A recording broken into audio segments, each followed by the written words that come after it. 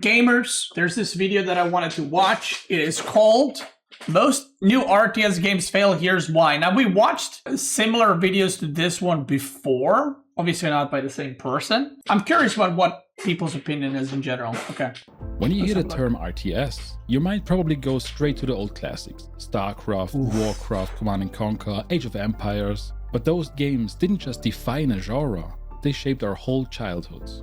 They were masterpieces of the golden age, and to this day they still have loyal and massive player bases. But look at the last few years. There were waves of indie RTS games released and spiritual successors, but none of them seemed to stick around. Damn. They hype us with big promises, but they don't hook us like the old Did you guys see it's over for Stormgate? Like it's dead. classics did. The genre feels like it's in a constant state of decline, leaving many of us wondering why those games mostly feel empty, boring, and just plain off. In this video, we are going to look at the old classics that kept us up all night long, and we will take a look exactly what made them unforgettable. But more importantly, I want to look at where modern developers just missed the mark. There is one crucial feature almost every new RTS ignores. We will get to that. If you have ever wondered why nothing today rekindles that nostalgic flame, you have come to the right place.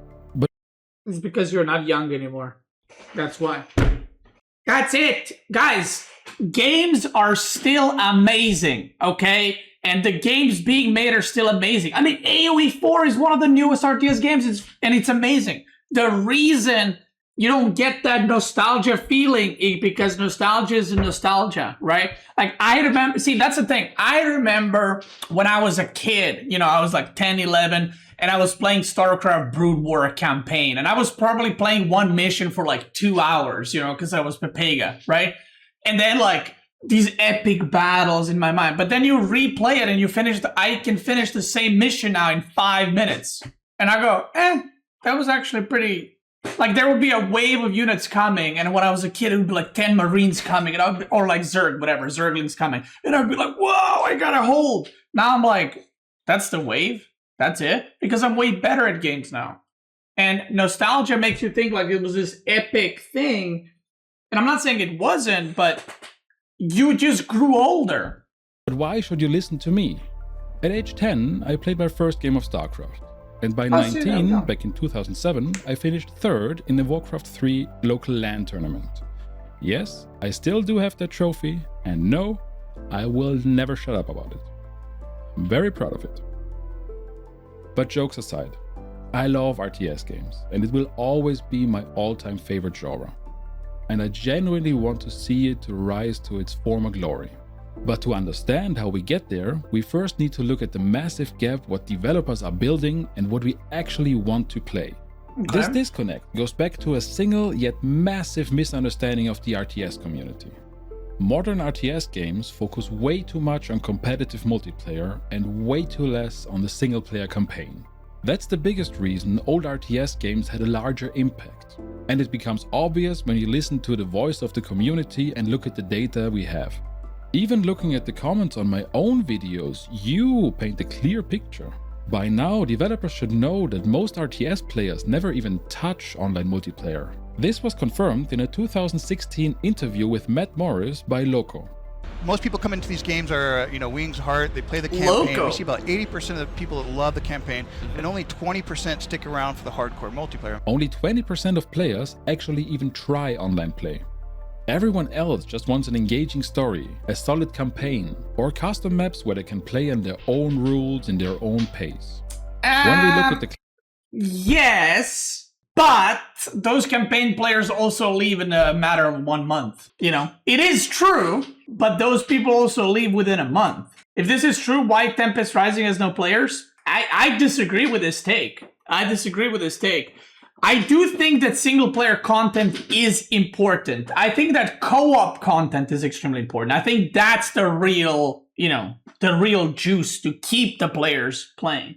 Campaign is important, but campaign sells the game, but it doesn't keep it alive. when the games are either made to be monetized by a one big purchase and then not get updated or rarely get updated. The games that want continuous updates usually have some kind of monetization in the game, or there's a extremely like strong company behind them, like Microsoft, right? If you release a game and you just focus on campaign and single player and you don't focus on multiplayer, you will get sales, but then the game will not get updates and then it will be dead.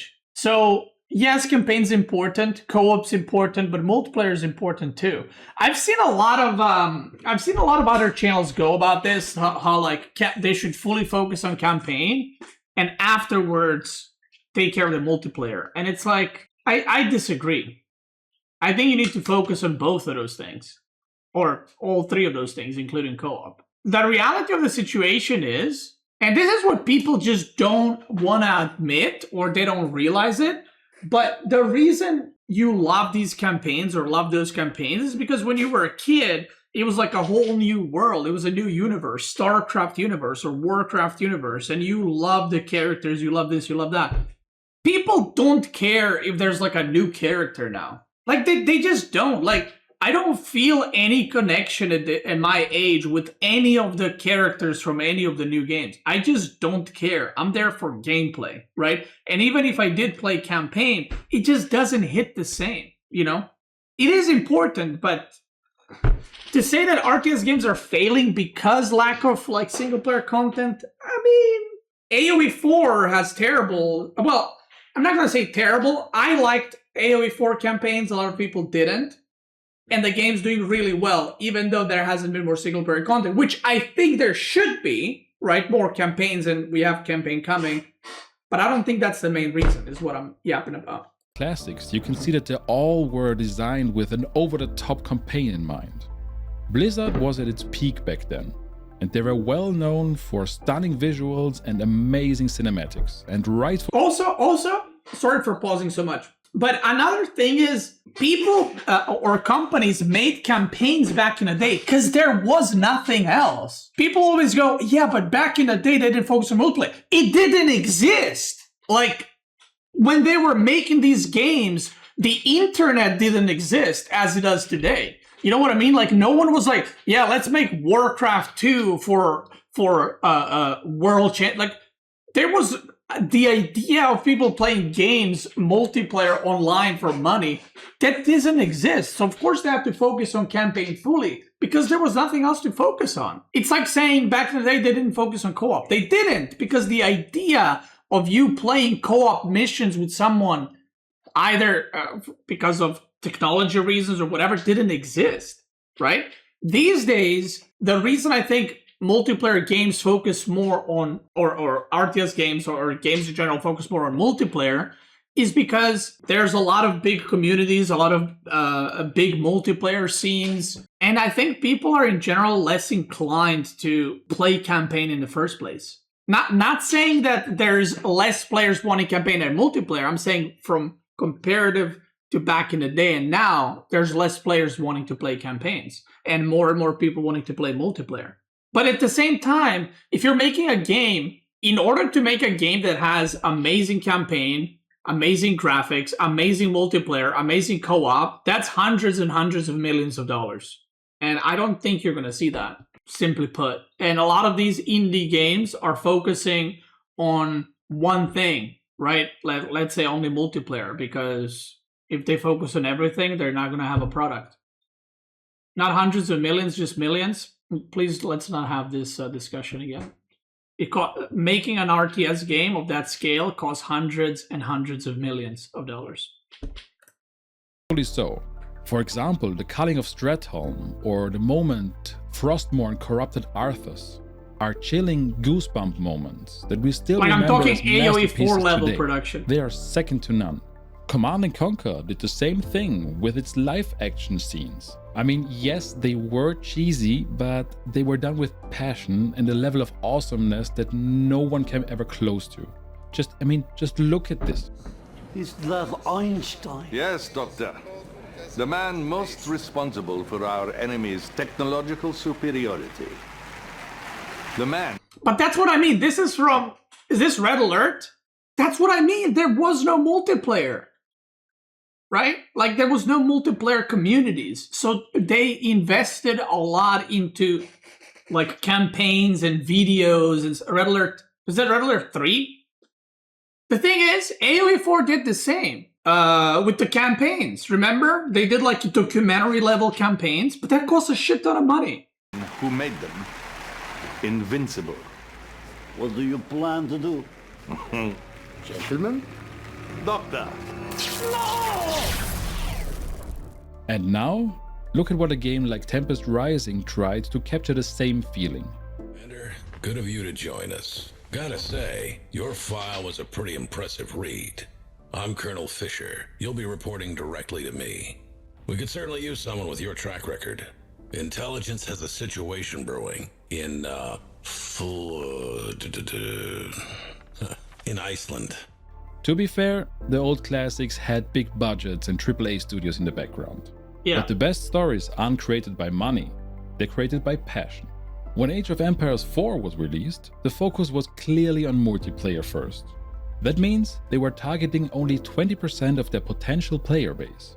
While the game did okay, the player numbers are currently lower than Age of Empires 2's player numbers, a game released 25 years ago. However, AoE 4 has like 4 campaigns. Like, what? AoE 4 literally made 4 campaigns with documentary level recording that costed way more than the Red Alert 3 he just showed. He's contradicting himself. Age of Empires 4 might actually turn things around. They just released their new Crucible game mode with their latest DLC, where you fight off waves of enemies with roguelike style upgrade systems. It's a step in the right direction, and it will boost player base even more once co-op is available. But a focus on multiplayer is not only a design decision, often it's also a business decision. And that's where things get messy. Sadly, most big studios moved Who wants to bet he did not touch AoE4 campaign? away from RTS games because they were declining in the shadow of MOBAs. Real-time strategy games... That has nothing... God. Okay, I'm sorry, but this whole notion that MOBAs kill RTS, they just didn't. I'm sorry. That has nothing to do with it. Nothing. Aren't easily monetizable. Battle passes and cosmetics provide companies with a more stable flow of income. It feels like developers just don't understand their audience anymore, or more specifically that corporates just chase money and trends.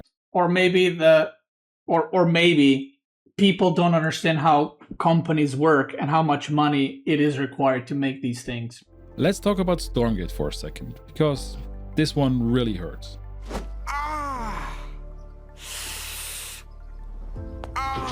This was supposed to be the comeback.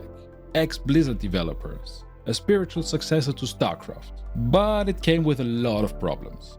Bland graphics, boring units, and a campaign so underwhelming that they even tried to revamp it completely with player feedback, but it was just too little and too late.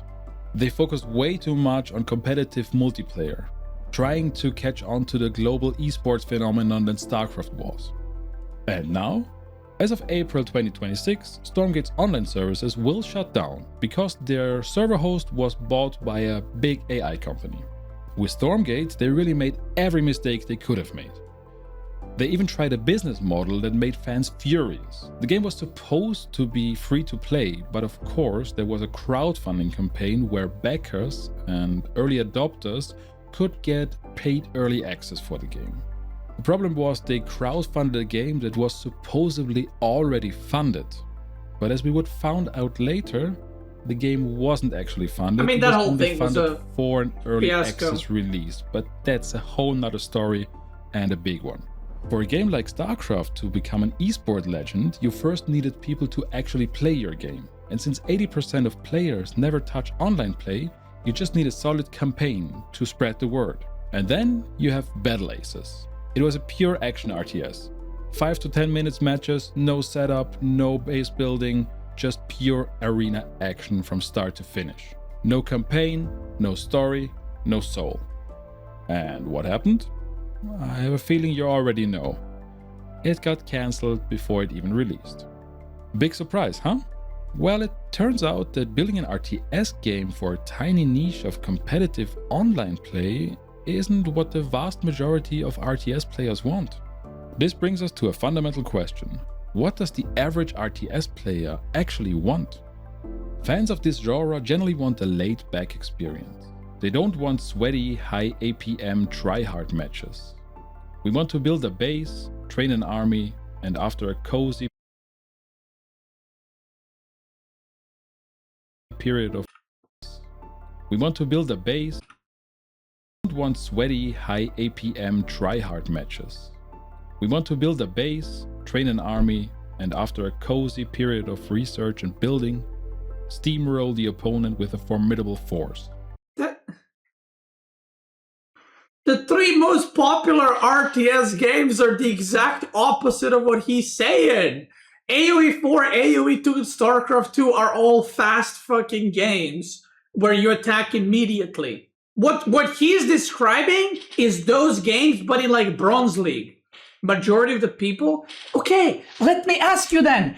If that is okay, this makes no sense. Okay, you're saying that majority of the players want what he wants and not multiplayer experience. Tell me, why are the three highest played RTS games the ones that are completely opposite of that?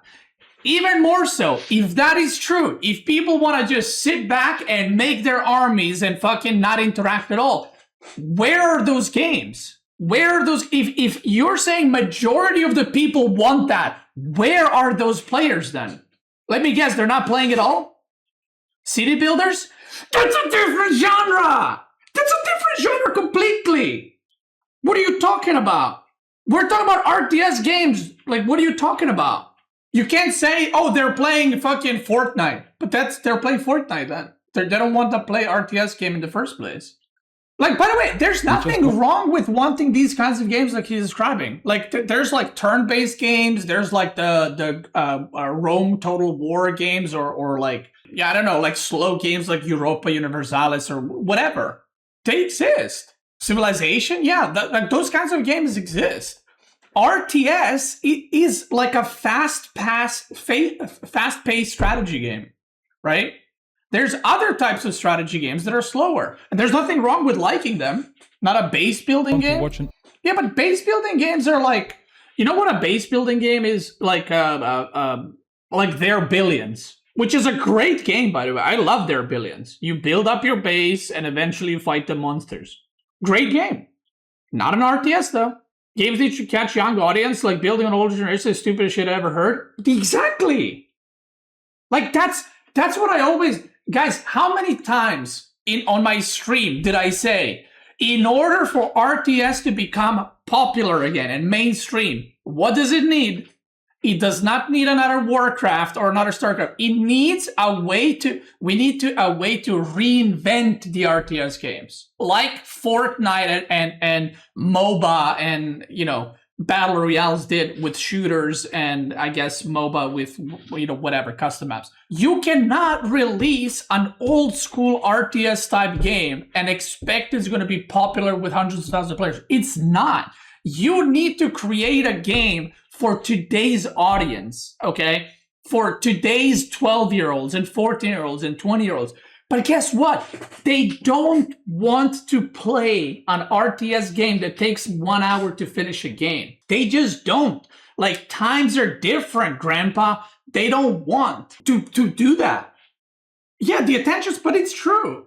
They don't want, and that's okay. Like, that's the thing. That's okay. There's nothing wrong with that. You cannot create these old school RTS games and expect a kid who's fucking ADHD and loves playing Fortnite and you know, to play a game that's like 1 hour per game. They're not going to do that. They gotta modernize RTS. I don't know how. I'm not a developer. You can't expect to do the same thing over and over and have a different outcome. This is why I also always said, the reason why so many RTS games fail is they redo the same thing we've seen for the past 30 years, but somehow they expect that their game is going to be a hit. It's not. I can tell you that. Like, You know when Tempest Rising came out and people were like, "Wow, this is the best thing. It's like Command and Conquer new generation stuff." Great. It looks nice. It plays nice. I played it. Is it going to change the RTS game genre? No. Is it going to be the most popular RTS? No. Why? Because we've had RTS games like those and nobody plays them. It's like releasing budget Warcraft 3 or something. Like, no one's going to play that. We have Warcraft 3 and it's great. The reason why AoE 4 is working is because, first of all, there was a shit ton of money invested. And also it built on Age of Empires franchise that already exists. They made a good gameplay and so on and so forth. But they didn't try to recreate AoE 2. You know, they did something new. Or they took something from AoE 3, something from AoE 2, and they made their own thing. But you cannot expect to just keep making like the same games with the same incomes. Like Battle Aces gets a lot of shit, right? For like starting up and failing. But at least they tried something new. You know, they tried to do an RTS game with no base building. There is expanding, but you don't have to make workers, just fighting. And with like cards where you preset the units. They tried something different and it didn't work. And that's okay. But at least they didn't copy the same thing we've been doing for 30 years. If players really want fast games, why is Empire War not popular? Because RTS games are played by people who don't want faster games. RTS games are played by people who are okay playing 1 hour for a game. And by the way, I actually know, like, behind the scenes a little bit why Battle Aces failed. Battle Aces was heading towards the release, but I think Tencent is behind them, right? And based on the wish lists and based on, like, I don't know if it was pre-purchases or just wish list, they realized that the amount of money that the game is going to return is not worth it. So they just decided to sell whatever was left. And that's it. Like, they just looked at the product, they just looked at the numbers and they said, yeah, that's not worth it. And they scrapped it. That's it. In competitive multiplayer, you just don't have that freedom. You just can't turtle up and build your base and your army and wait until your army is big enough to kill your opponent. You have to be on your edge. Wait, that's my video! Wait, that is literally my video, by the way. Wait, that's the first video I ever uploaded. I'm not even kidding. That's me standing, right? I was recording this on my phone. That's Maru. This is in China. Multitasking, harassing your opponent, and defending against early attacks at multiple locations. It's my video 1,000,000%. The esports scene of StarCraft and Warcraft are actually not a great representation of what the average RTS player wants. When developers are focusing on balancing the top tier of competitive multiplayer, they're only targeting a tiny niche of an already narrowed down player base. While balance is important, it shouldn't be the main focus. An RTS needs for your army to feel overwhelming. Massive units should feel massive and over the top. You want to overcome an uphill battle by throwing... That I agree with. I think massive units should be awesome and stuff like that, but obviously it doesn't work in AoE 4, but in like fantasy type of games, sure. Throwing way too many tanks at the enemy. And this is something that often gets lost, because when you balance for multiplayer, it has to be fair for online play. But even if you get the campaign and the units right, there's another hurdle that kills most modern RTS games before they even have a chance. It's how the game feels and plays. Let's look at Iron Harvest. This game focuses on a rich campaign with interesting stories and great characters. It features towering steam-powered mechs that look incredible. The developers at King Art Games took inspiration from the world of 1920 Plus by Jakub Kuchalski and made it feel unique. On paper, it's exactly what I was asking for. So why can't I recommend it to you? Sadly, the game is a mess. Units often won't do what you want them to. In Iron Harvest, you tell your units to take cover, and sometimes they take cover on the wrong side, facing the enemy. Your units even charge through enemy lines when you command them not to, or sometimes don't even move at all. Reports even suggest that there are game-breaking bugs that make the campaign impossible to finish. To be fair, I didn't encounter this specific bug, but also I have no intention of finishing the campaign. When a game doesn't feel right, you just don't want to invest any more time in it. Brother! You have used Warcraft 3 and StarCraft 1 as great games, greatest games, and that's okay. They have the worst pathing! They have the worst pathing in any RTS game! Has anyone, like, okay, maybe not Warcraft 3. Brood War has terrible pathing. And the reason he didn't want to play Iron Harvest is because units didn't want to do what they want? Am I insane? Pathfinding is another huge issue. It sounds simple, just moving from A to B. But when units collide or move in circles, it ruins the experience. It's a feature that most RTS games don't get right. Even the old classics to some extent, where we just learn how to deal with those tropes, but still it feels kinda off. There's also a big gap in control standards. In 99% of shooters, you know that WASD is moving around, and space is jump, you can aim with your mouse, and you know how to orientate yourself in a 3D space. Sadly, RTS controls aren't as universal anymore. In the classics, when you select units, press Ctrl and 1, you will create a group for those units. And if you then select a different unit, press Shift and 1, you will add to this group. And if you double click, you will select all units of the same type on screen. These were the industry standards 20 years ago. But many indie developers just don't use those controls anymore. Imagine a shooter where control is jump and you have no means of reminding it. That would be a big deal breaker for me. Without a solid foundation, your muscle memory just feels off and the game feels clunky to play, which is especially bad in RTS games since it's complicated and you need to spend more time to learn the basic controls. Combine that with lackluster pathfinding and bad UI choices and you just don't feel home in these games anymore. Like, those were things that were figured out 20 years ago, but were somehow lost along the way. And this leads us to the final, and in my opinion... Like Warcraft 2, when you can select only 9 units, or StarCraft 1, where you can select only 12. Most important piece Warcraft 3, you can also select 12. Is it 12 or 16? 12, right? Of the puzzle. It's user-generated content. When we take a look back at Warcraft 3, it's obvious that the custom content was a defining reason why the game was so successful and is still one of the most played RTS games to this day. The map editor was amazing, simple to use, and there were so many fans creating custom maps that you could never play all of them. Those talented fans gave birth to entire genres like MOBAs with Dota or tower defense games. I especially liked Line Tower Wars and Legion TD, they're amazing. But there were also more extreme modifications, where you could play third-person campaigns, MMO raid boss encounters, shooters, and the list goes on forever. Age of Empires 2 had a very accessible editor that allowed for nearly everybody to create custom content AA4 has a maps, terrible editor, which is a big reason why the game would live on for decades. Sandboxes grow communities. Just look at Roblox, Trackmania or Minecraft. When the community takes over and provides the innovation, the content becomes endless and the developer has already won. Currently, I can only think of one game that might nail this. The Scouring. It's the closest thing we might get to a Warcraft 4, and it already has a map editor in early access, despite being developed by just one person. It's still very early in development, but it's worth keeping an eye on. If we take a look at Command & Conquer, the modding scene is absolutely crazy. There are so many mods for the classic games, some of them often revamp the game completely and add a lot to them. They have a big fan base with a lot of dedication.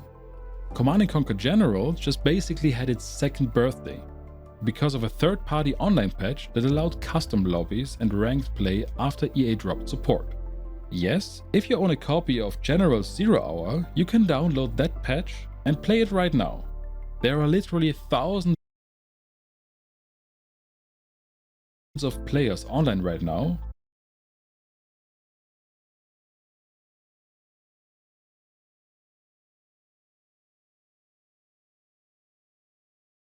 Just look at the latest statistics.